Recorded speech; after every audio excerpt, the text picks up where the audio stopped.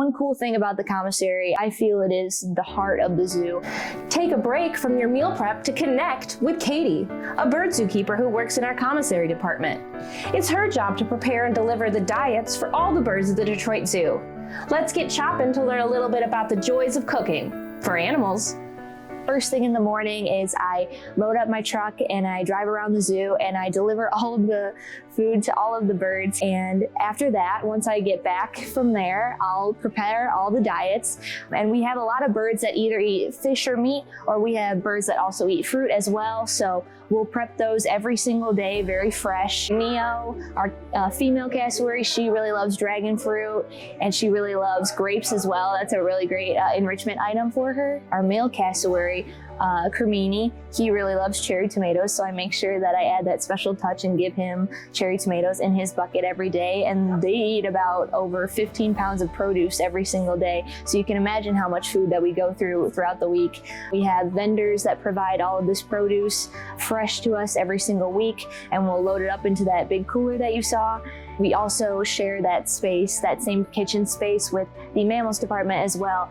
Kelly, who is the mammals commissary keeper, he will sometimes make extra deliveries throughout the day, especially if our keepers really need straw or hay. Substrate is a big thing that our keepers need throughout the week. We also get insect deliveries, which is something that most people would not assume commissary would have, but we actually feed out live crickets and worms to the animals at the zoo because it provides also more stimulus for them in their environments, more natural behaviors, foraging, hunting. They really love to investigate and find those animals when we scatter them throughout their habitat. It's a really good enrichment item for them as well.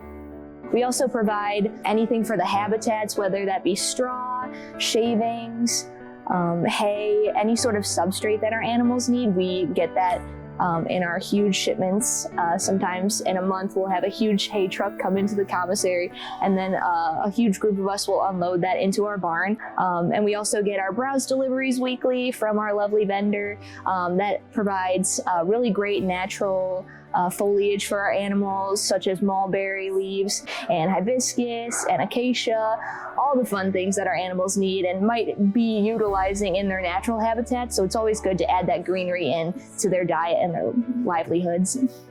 Another thing that I also deliver throughout the week is our butterfly shipment, which is why you see me here in the butterfly garden today. So we get our butterflies mainly from Costa Rica, and we get over 200 chrysalises, and we'll bring that into the chrysalis room and we'll start unpackaging all of them. They're very, very carefully packaged, and then we'll take them all out, and then once we check the inventory for those, we'll pin them on their nice little rods and we will display them for the guests to see.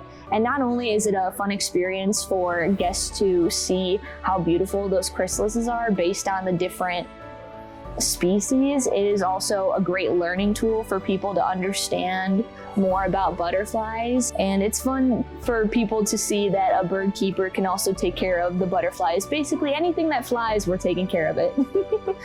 Thank you, Katie, for nourishing these winged wonders and for letting us join you on this culinary journey. You've inspired us to add a bit more color to our menus. Until next time, bye-bye, butterfly.